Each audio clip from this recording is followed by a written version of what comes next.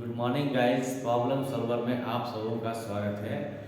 आज हम लोग डिस्कस करेंगे मैथ्स के ऊपर। हमारा टॉपिक रहेगा डायरेक्ट एंड इनवर्स प्रोपोर्शन, जो मैंने आपको बोर्ड पे लिख दिया है, सीधा और प्रतिलोम समानुपात। तो हम लोग आज इसके ऊपर चर्चा करेंगे, महत्वपूर्ण परिभाषाओं को, महत्वपूर्ण पदों को समझेंगे और उससे रिलेटेड कुछ क्वेश्चन करेंगे। तो चलिए सबसे पहले हम लोग कॉन्सेप्ट को समझते हैं। Okay, direct and inverse proportion, सीधा और प्रतिलोम समानुपात। तो इसको समझने के पहले हम लोग एक वर्ड को समझते हैं, वो वर्ड है विचलन।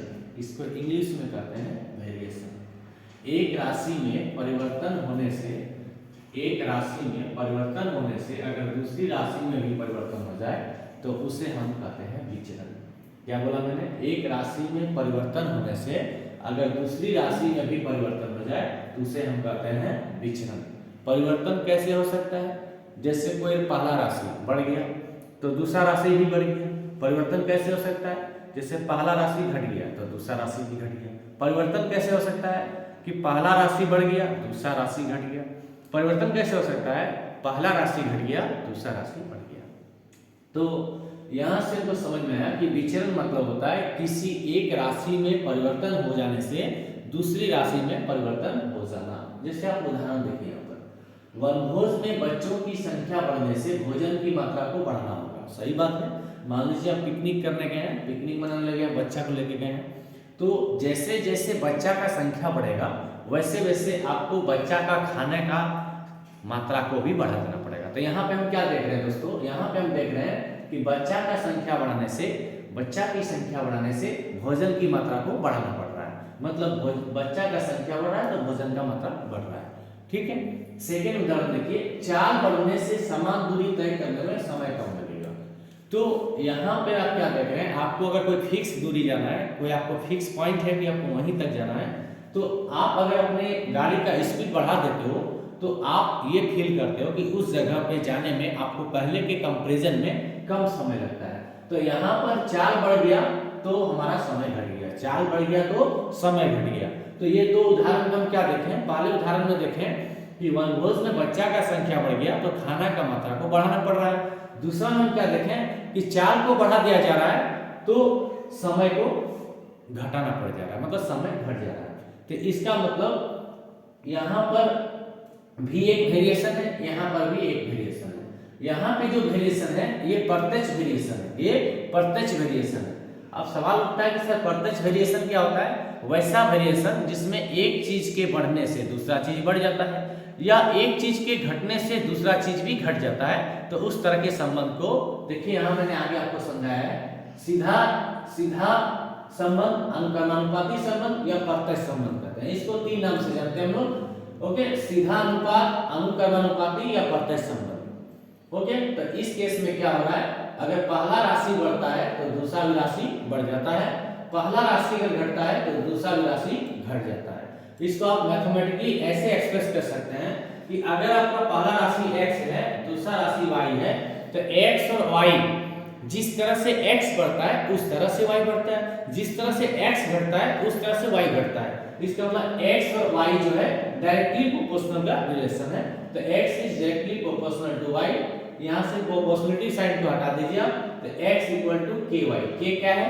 k आपका एक नियत संख्या है, एक अचर वैल्यू है, ये फिक्स। ओके, तो यहाँ से x बटा y क्या है? बराबर k आ गया। इसका मतलब ये हुआ कि अगर आपको सवाल, जो आपका सवाल है वो डायरेक्ट वेरिएशन को लेके क्वेश्चन अगर कुछ पूछता है तो आपको दो प्रकार की राशि रहेगी। ओके, दो प्रकार की राशियां दी रहेगी। दोनों प्रकार की राशियों का जो अनुपात आएगा हमेशा एक फिक्स वैल्यू आएगा। मतलब अगर x आपका पहली प्रकार का राशि है, y आपका अगर दूसरी प्रकार का राशि है, तो पहली राशि और दूसरी राशि का अनुपात जो है हमेशा एक फिक्स वैल्यू देगा। उसको मैंने यहाँ k मान लिया है। ओके, चलिए अब हम लोग सेकेंड साइड की ओर चलते हैं, इनडायरेक्ट या इनवर्स रिलेशन। ओके, इनडायरेक्ट और इनवर्स प्रोपोर्शन, इनडायरेक्ट और इनवर्स रिलेशन जो भी है, तो इसको हिंदी में हम लोग कहते हैं प्रतिलोम संबंध या व्युत्क्रमानुपाती संबंध। देखिए इस केस में क्या होता है कि अगर पहला राशि बढ़ता है तो दूसरा राशि उसी हिसाब से घट जाता है, या पहला राशि अगर घट जाता है तो दूसरा राशि उसी हिसाब से बढ़ जाता है। मैंने अपवर्ड एरो का मतलब है बढ़ना, डाउनवर्ड एरो का मतलब है घटना। तो यहाँ पर क्या होता है कि अगर x आपका पहला राशि ये अगर बढ़ जाता है तो आपका जो y दूसरा राशि वो घट जाता है। इसका मतलब x का y के साथ डायरेक्ट संबंध नहीं आ रहा है, x का 1/y के साथ डायरेक्ट संबंध आ रहा है। मतलब जितना x बढ़ रहा है उतना y घट जा रहा है, इसलिए x is inversely proportional to y, x is inversely proportional to y। तो इनवर्सलिटी प्रोपोर्शनल को कैसे दिखाते हैं, उसके लिए ऊपर में 1 लगाते हैं, नीचे में जिसके साथ रिलेशन दिखाना है उसको लगाते हैं। तो हमको x और y के बीच रिलेशन चाहिए, यहाँ x y और के बीच में इनडायरेक्ट रिलेशन है, मतलब x बढ़ने से y घट जा रहा है, तो इनवर्स रिलेशन है। तो इनवर्स रिलेशन को 1 अपन राशि लिखा जाता है। तो x is inversely proportional to y या x is directly proportional to 1/y। क्योंकि यहाँ पे एक के बढ़ने से दूसरा घट रहा है या दूसरे के बढ़ने से पहला घट रहा है, इसलिए ये दोनों में व्युत्क्रमानुपाती संबंध है। व्युत्क्रमानुपाती संबंध के लिए 1 बटा लिखा जाता है। तो x is inversely proportional to y, तो x इक्वल टू k बटा y। तो यहाँ से देखिए x और y गुना में आ गया, x y बराबर हो गया। तो यहाँ पर हम क्या देखें, अगर कोई दो राशि आपस में व्युत्क्रमानुपाती संबंध को दिखाती है तो दोनों राशियों का गुणनफल हमेशा एक अचर राशि के आता है। तो ये दो कॉन्सेप्ट आपको समझ में आ गया होगा, इसका आप लोग स्क्रीनशॉट ले लीजिए। अब इससे रिलेटेड मैं कुछ क्वेश्चन को करूंगा, ओके। तो यहाँ पे आप लोग को मैंने बताया कि विचलन जो है, विचलन दो तरीके से होता है, एक होता है डायरेक्ट वेरिएशन, एक होता है इनडायरेक्ट वेरिएशन। डायरेक्ट वेरिएशन में क्या बताया, पहला राशि के बढ़ने से दूसरा राशि बढ़ता है, पहला राशि के घटने से दूसरा राशि घटता है। जैसे कि यहाँ पर देखिए वन भोज में बच्चा का संख्या बढ़ा तो भोजन की मात्रा को बढ़ाना पड़ा, तो बढ़ेगा बढ़ेगा रिलेशन आया। सेकंड में देखिए चाल बढ़ गया तो समान दूरी में समय घट गया, मतलब एक साइड बढ़ा तो दूसरे साइड घटा, तो ये व्युत्क्रमानुपाती संबंध को बताता है। इसी को प्रतिलोम कहते हैं, इसी को व्युत्क्रमानुपात कहते हैं। तो आप लोग इसका स्क्रीनशॉट ले लीजिए, आई थिंक आप लोग उतार लिए होंगे। चलिए मैं आगे बढ़ता हूँ, कुछ क्वेश्चन करता हूँ, ओके। सबसे पहला सवाल लिखिए, यदि 5 केजी टमाटर का मूल्य 75 रुपया है, यदि 5 केजी टमाटर का मूल्य 75 रुपया है तो 2 किलोग्राम, 8 किलोग्राम, 11 किलोग्राम तथा 15 किलोग्राम टमाटर के मूल्य के लिए सारणी बनाएं, ओके। ये हमारा क्वेश्चन है। तो क्वेश्चन हमारा है कि 5 किलोग्राम टमाटर का मूल्य 75 रुपया है। पहला क्वेश्चन, 5 केजी टमाटर है, 5 केजी टमाटर का मूल्य, 5 केजी टमाटर का मूल्य 75 रुपया है, ओके। आगे पूछा गया है 2 KG, 8 KG, okay, 2 KG 8 KG टमाटर का मूल्य ज्ञात करें। 2 केजी 8 केजी टमाटर का मूल्य ज्ञात करें, ओके। छोटा सा क्वेश्चन है। तो अभी मैंने आपको क्या सिखाया, आप सबसे पहले दो प्रकार की राशियों को पहचानिए। क्वेश्चन में देखिए क्या लिखा हुआ है, 5 किलो टमाटर का मूल्य 75 रुपया है, तो 2 केजी और 8 केजी टमाटर का मूल्य ज्ञात करें। तो सबसे पहले हम एक सारणी बनाएंगे, सारणी में दो राशि को समझेंगे। पहला राशि का नाम x रहेगा, दूसरा राशि का नाम y रहेगा। तो हमारे पास पहला राशि क्या है, हमारा पास पहला राशि है केजियां लिखा हुआ है, तो पहला राशि है वजन। पहला राशि क्या है मेरे पास, वजन। वजन किसमें है, केजी में। वजन किसमें है, केजी में है। और सुविधा के लिए इसको मैं x मान लेता हूं, ओके। ये मेरा पहला राशि हो गया, ओके। दूसरा राशि मेरा है उसका मूल्य, दूसरा राशि है मूल्य, तो मैं दूसरा राशि को y मान लेता हूं, इसका नाम मूल्य देता हूं। और मूल्य किसमें लिखा गया, रुपये। तो दोस्तों आप लोग को इस तरह सारणी बना देना है। आपको मैंने भी समझाया ना कि विचरण क्या होता है, राशियों में परिवर्तन को विचरण कहते हैं। राशियों में जो परिवर्तन होता है, जो विचरण होता है, दो तरीके से होता है, या तो प्रत्यक्ष होता है या फिर प्रतिलोम होता है।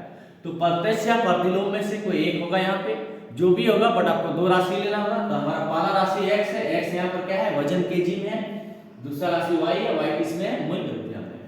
तो सबसे पहले आप सारणी को कंप्लीट कीजिए। यहाँ पे वजन, वजन कितना है 5, मूल्य कितना है 75, तो 5 के लिए 75 ऐसे लिख दीजिए। ओके नेक्स्ट, फिर कितना बोला गया है 2 केजी, 2 केजी, तो केजी का लाइन ये है तो यहाँ पे 2 फिल कर दीजिए। 8 केजी, 8 का लाइन ये है इसमें आप फिल कर दीजिए। मूल्य ज्ञात करें, मतलब आपको ये बॉक्स निकालना है और ये बॉक्स निकालना है। ओके, तो सबसे पहले एक चीज समझिए, टमाटर पहले कितना था 5 केजी, अभी टमाटर कितना हो गया 2 केजी, तो टमाटर का मात्रा गिर रहा है ना, टमाटर का मात्रा गिर रहा है मतलब आप टमाटर कम खरीद रहे हैं। तो आप अगर टमाटर कम खरीद रहे हैं तो दाम भी तो आपको कम लगेगा, तो घटेगा घटेगा, ये किस प्रकार का रिलेशन हुआ, ये अनुक्रमानुपाती संबंध हुआ। बढ़ेगा बढ़ेगा या घटेगा घटेगा अगर किसी संबंध में आता है तो ये हमारा अनुक्रमानुपाती संबंध होता है। इसका मतलब ये हुआ यहाँ पर x बटा y बराबर कांस्टेंट रहेगा, जो मैंने आपको समझाया था। अनुक्रमानुपाती संबंध में 2 प्रकार की राशियों का अनुपात हमेशा एक फिक्स वैल्यू होता है। तो चलिए इसको बनाया जाए, तो इसको मैं सुविधा के लिए मान लेता हूँ कोई भी वैल्यू मान लेता हूँ p। ओके, तो चूंकि टमाटर का वजन बढ़ने से टमाटर का मूल्य बढ़ता है या टमाटर का वजन घटने से टमाटर का मूल्य घटता है, अतः टमाटर का वजन और टमाटर का मूल्य अनुक्रमानुपाती संबंध को दर्शाता है, और अनुक्रमानुपाती संबंध के लिए राशियों का अनुपात एक फिक्स वैल्यू होता है। तो चलिए अनुपात निकाला जाए। पहले वजन कितना है 5, मूल्य कितना है 75। ओके, फिर से आपका वजन कितना है 2, मूल्य आपने क्या माना है 3, इसको क्रॉस, तो 5 के 5, 5 15 75, p के p 15 दूनी 30। ओके, तो आपका पहला आंसर आ गया 30 रुपया, तो यहाँ पे आपका ये हो गया 30 रुपया, तो पहला आंसर यहाँ पे आपका फिनिश हो गया। ओके, चलिए सेकंड पार्ट को भी सॉल्व करते हैं हम लोग। तो यहाँ पर सेकंड पार्ट को सॉल्व करते हैं, तो सेकंड पार्ट को सॉल्व करने के लिए आप फर्स्ट या थर्ड का रिलेशन ले लीजिए या सेकंड या थर्ड का ले लीजिए। तो चलिए पहले रिलेशन को लिखते हैं। ठीक है, हमको पता चल गया ये अनुक्रमानुपाती संबंध है, तो फिर से आप वही काम कीजिए। पहले कितना है 5, यहाँ पर कितना है 75, क्योंकि आपको ये घर चाहिए तो आपको ये रिलेशन लेना होगा। यहाँ पर कितना है 8, इसको आप मान लीजिए कि सॉल्व कीजिए। 5 के 5, 5 15 75, q बराबर 15 की कितना होता है 120 रुपया, तो ये आपका हो गया 120 रुपया। इसका मतलब ये हुआ कि 2 केजी टमाटर का दाम हो जाएगा 30 रुपया और 8 केजी टमाटर का दाम हो जाएगा 120 रुपया। आप लोग इसको उतार लीजिए, स्क्रीनशॉट ले लीजिए। ठीक है, नेक्स्ट क्वेश्चन की ओर बढ़ता हूं।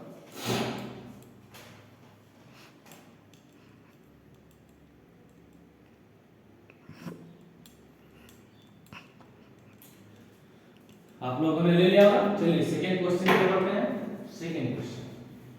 सेकंड क्वेश्चन कहता है 10 मीटर ऊंचाई वाले एक झंडे के खंभे की छाया 8 मीटर है। ओके, 10 मीटर ऊंचाई वाले एक झंडे के खंभे की छाया 8 मीटर है।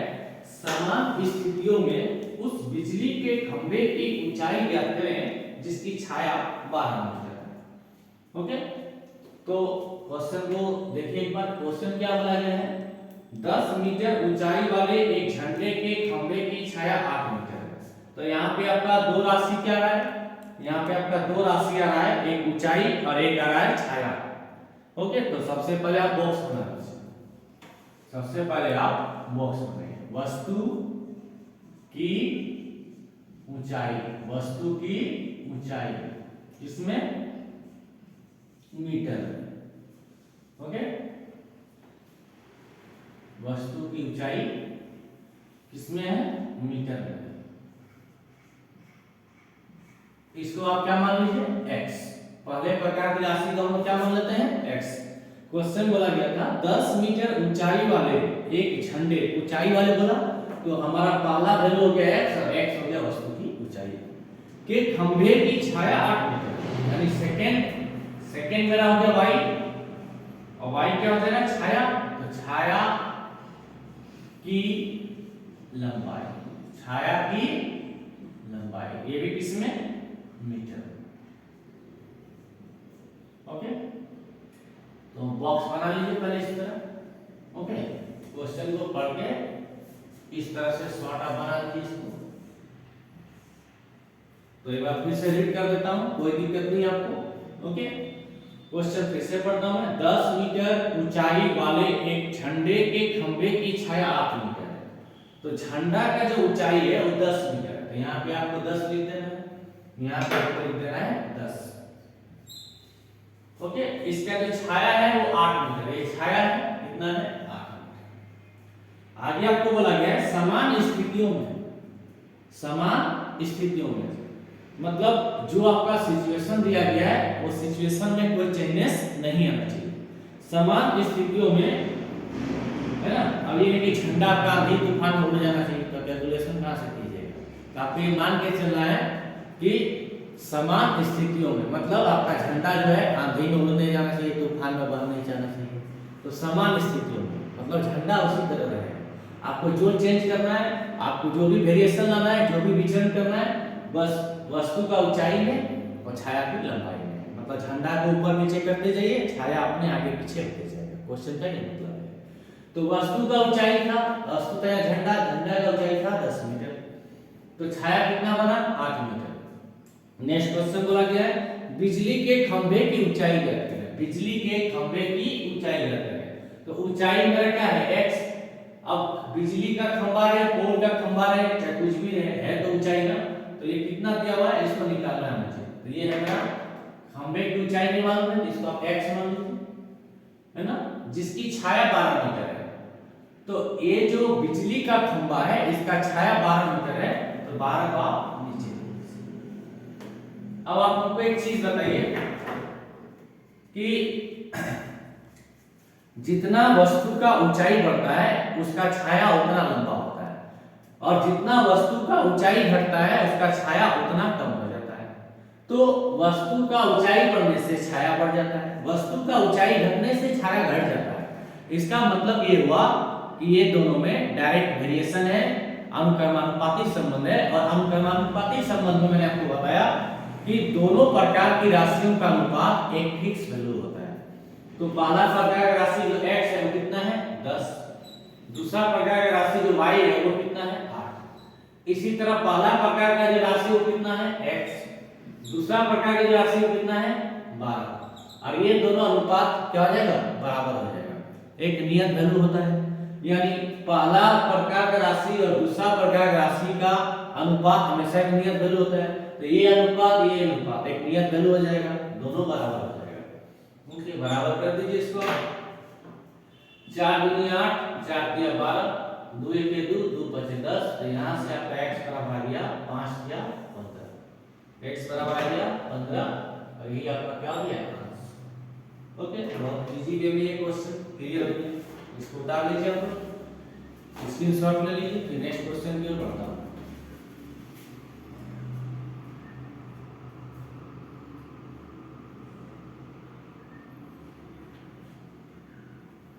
ओके,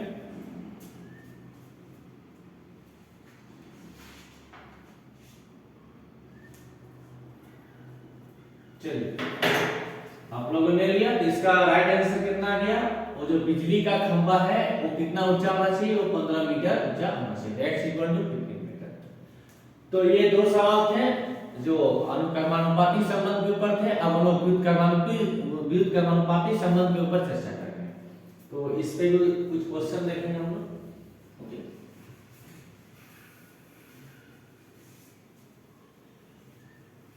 तो चलिए नेक्स्ट क्वेश्चन की ओर। ओके, नेक्स्ट क्वेश्चन है हमारा कि यदि x तथा y प्रतिलोम अनुपात है। ओके, मैं आपको पहले सारणी बना देता हूं।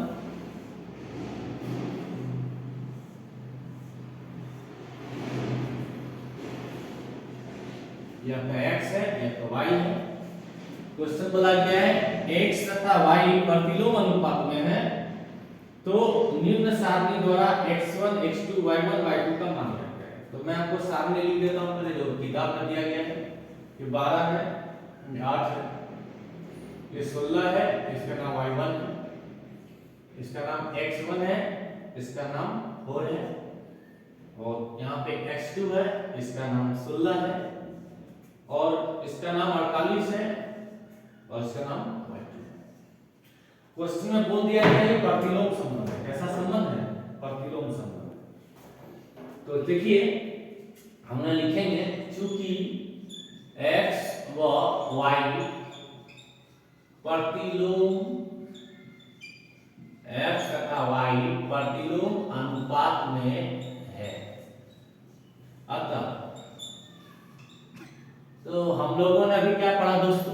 प्रतिलोम अनुपात का मतलब क्या होता है? एक चीज के बढ़ने से दूसरा चीज का घट जाना, या दूसरे चीज के बढ़ जाने से पहले चीज का घट जाना, है ना। और ये प्रतिलोम अनुपात में क्या होता है? अगर पहला चीज आपका x है, दूसरा राशि आपका y है, तो दोनों का गुणनफल हमेशा एक नियत वैल्यू होता है। तो चलिए इस कॉन्सेप्ट पे अप्लाई करते हैं। हम लोगों ने भी पढ़ा ना कि x गुना y बराबर क्या आता है प्रतिलोम अनुपात में। तो क्वेश्चन खुद कहता है, हम नहीं करते हैं। क्वेश्चन खुद कहता है कि ये प्रतिलोम अनुपात में है, तो प्रतिलोम अनुपात में है तो x वाले वैल्यू को y वाले वैल्यू से गुना कीजिए, हमेशा एक फिक्स वैल्यू आएगा। ओके, तो चलिए स्टार्ट करते हैं। x का पहला वैल्यू क्या है? 12, y का पहला वैल्यू 8, तो 12 गुना 8 किसके बराबर आ जाएगा?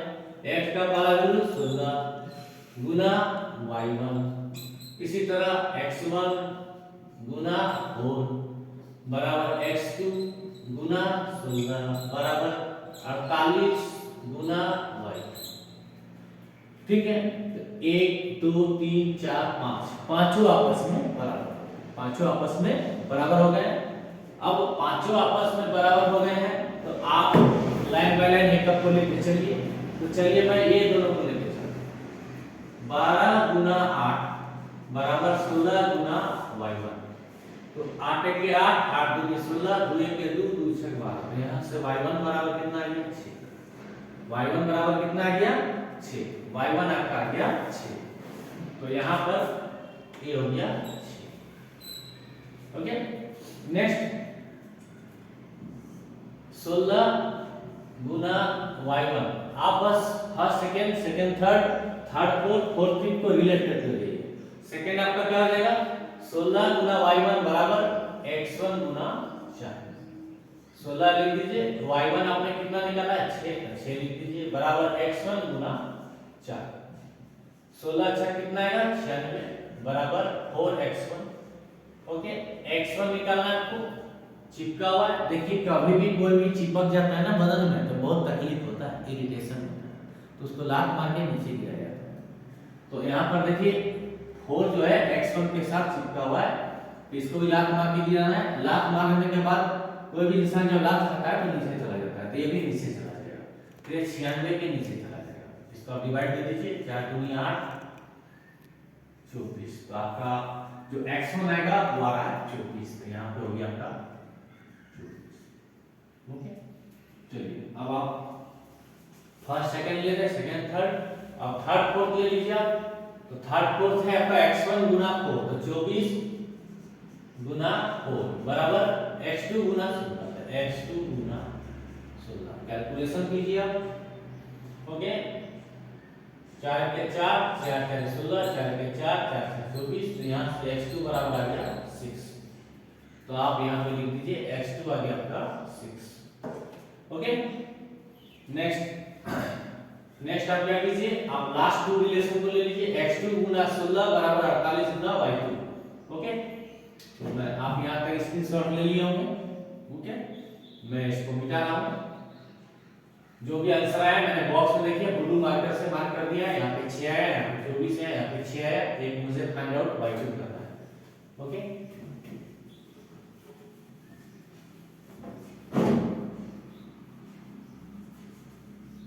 तो चलिए हमको नेक्स्ट फाइंड आउट करना है। तो देखिए x2 गुना 16 बराबर 48 गुना y2।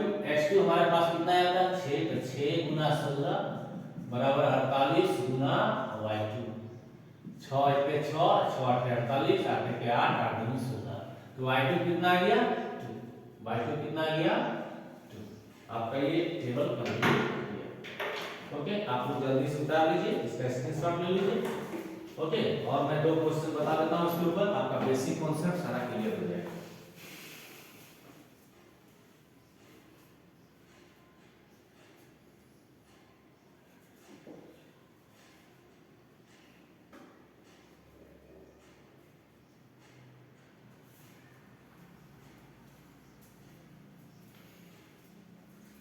ओके, आप लोगों ने उतार लिया होगा साथियों। चलिए हम नेक्स्ट क्वेश्चन की ओर बढ़ते हैं।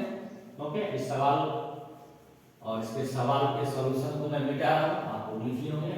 उम्मीद करता हूँ आप लोगों को सारा अच्छा से समझ में आ रहा हो, कहीं कोई दिक्कत नहीं हो रहा हो। मैं एकदम बेसिक और सरल सहज तरीके से आप लोगों को समझा रहा हूँ, ठीक है।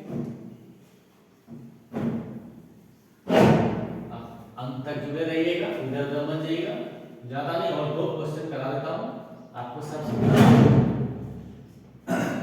चलिए नेक्स्ट क्वेश्चन हमारा, क्वेश्चन बोला गया 45 आदमी। ओके, क्वेश्चन है 45 आदमी किसी कार्य को, 45 आदमी किसी कार्य को, ओके, 49 दिन में समाप्त करते हैं। 49 दिन में समाप्त करते हैं।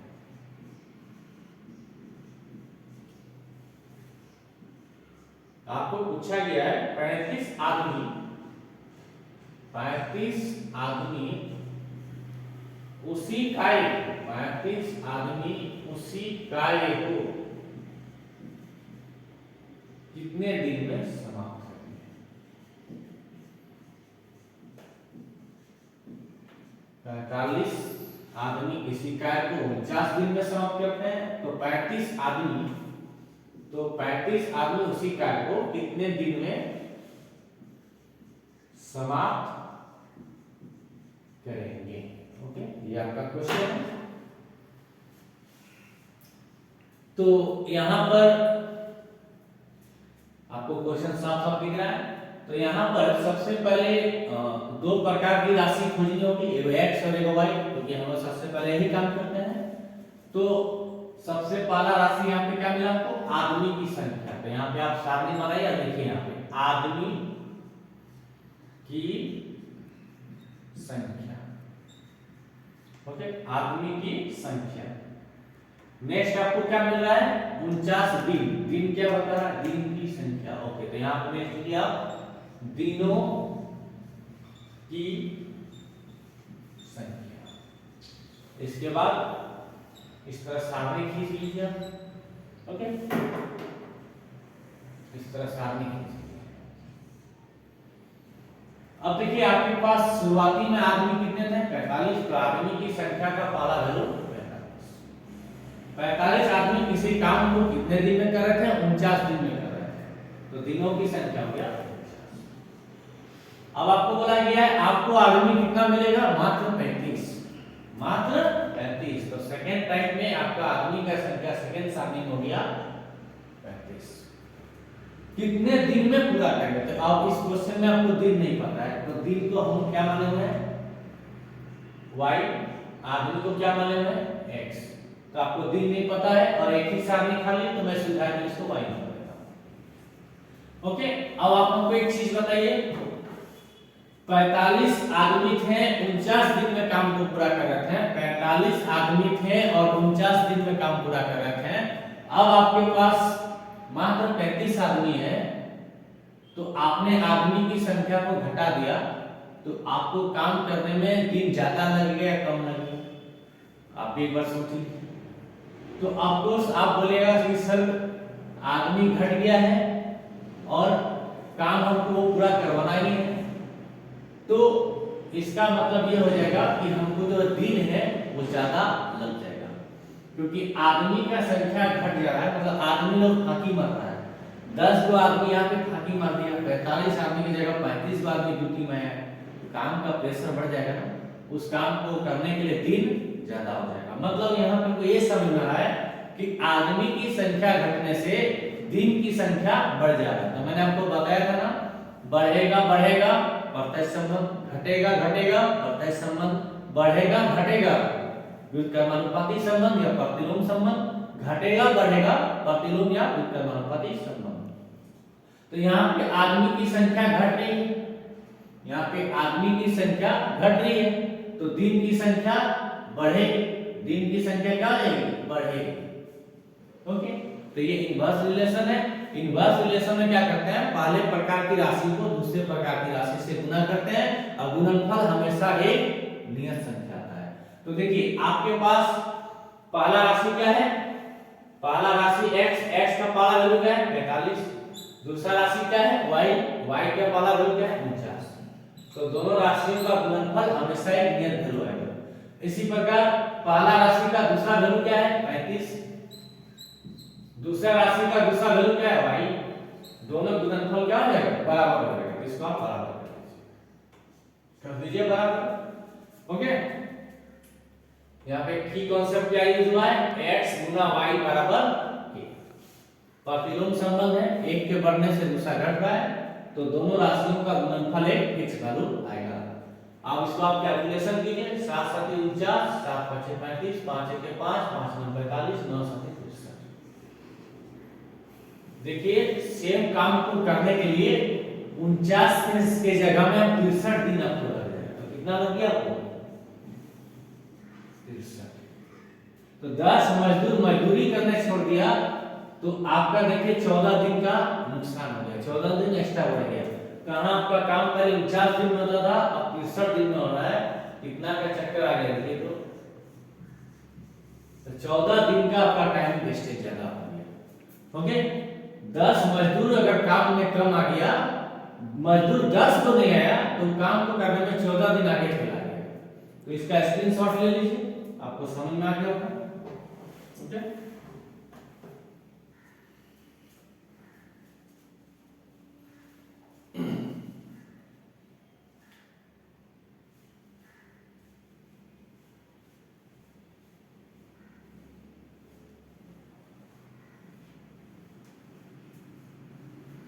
चलिए अंतिम सवाल की ओर। ओके, अंतिम सवाल, ये आज का हमारा अंतिम सवाल रहेगा और इसी के साथ हमारा वीडियो भी कंप्लीट होगा। तो अंतिम सवाल आप लोग लिख दीजिए, 6 नल किसी हौज को 12 घंटे में भरते हैं। 6 हौज किसी नल को 12 घंटे में भरते हैं, तो 9 नल उसी हौज को कितने घंटे में भरेंगे। ओके, अगर आप लोग नहीं लिख पाए तो कोई बात नहीं है, मैं लिख देता हूं। देखिए क्वेश्चन पूछा गया आपको कि 6 नल किसी हौज को, 6 नल किसी हौज को 12 घंटे में भरते हैं, 12 घंटे में भरते हैं। ओके, आपको 6 नल मिला है, घर में आपका 6 नल है, वो 6 नल को चालू कर देने से एक आपका बहुत बड़ा हौजा है, वो हौजा 12 घंटा में भर जाता है। क्वेश्चन बोला गया है यदि आपको 9 नल दे दिया गया तो 9 नल द्वारा उसी हौज को 9 नल द्वारा हौज कितने घंटों में भरी जाएगी। ओके, तो क्वेश्चन को एक बार अच्छा से देख लीजिए। क्वेश्चन क्या है, 6 नल किसी हौज को 12 घंटा में भरते हैं, तो 9 नल द्वारा हौज कितने घंटे में भरी जाएगी। तो सबसे पहले 2 प्रकार की राशि पूछिए। ओके, तो सबसे पहला प्रकार की राशि मिल गया नल, तो आप यहाँ पे सामने बनाइए, देखिए नल की संख्या, और नल को आप मान लीजिए नल x से दिखाया गया है। 12 घंटे में भरते हैं, तो ये हो गया आपका समय, ओके, समय घंटे में, समय किसमें आपका घंटे में, और समय को मैंने मान लिया कि y है। तो यहाँ पे आपका 2 तरह का राशि दिख गया, एक नल दिख गया, एक घंटा दिख गया। तो सारणी बनाइए, पहले लिखे नल की संख्या मेरा x है और समय जो है घंटा में है, ये मेरा y है। मतलब नल को हम लोग x से दिखा रहे हैं, नल हमारा पहला प्रकार का राशि है, इसको हम x से दिखा रहे हैं। समय हमारा दूसरा प्रकार का राशि है, इसको हम लोग y से दिखा रहे हैं। अब आप सारणी बना लीजिए इस तरह। ओके, बन गया सारणी। ओके, अब क्वेश्चन चाहिए, नल आपको कितना लेना था 6, तो नल की संख्या 6। ओके, 6 नल कितने देर में भरा, 12 घंटे में, तो समय की जगह में 12 घंटे। तो 9 नल द्वारा, अब आपका नल कितना है 9, आपको समय पूछा गया, समय आपका सेकंड कैटेगरी वाई, इसका वाई होना है। अब आप एक चीज बताइए, आप अगर 6 नल लगाते हैं तो 12 घंटा में आपका हौजा भर जाता है। आप अगर 9 नल लगाएगा तो हौजा जल्दी भरेगा या ज्यादा देर में भरेगा?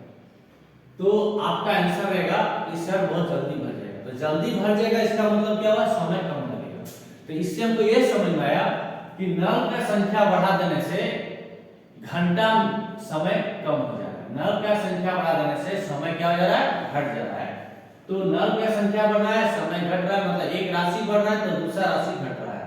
तो बढ़ेगा घटेगा या घटेगा बढ़ेगा, ये किस प्रकार का रिलेशन है, प्रतिलोम रिलेशन है, प्रतिलोम समानुपात है ना, इनवर्स प्रोपोर्शन है, इनडायरेक्ट प्रोपोर्शन है। तो इस केस में हम लोग क्या करते हैं, दोनों प्रकार की राशियों को क्या करते हैं, गुणनफल करते हैं। दोनों प्रकार की राशियों को क्या करते हैं, गुणनफल करते हैं। गुणनफल हमेशा एक नियत वैल्यू को देता है इस केस में।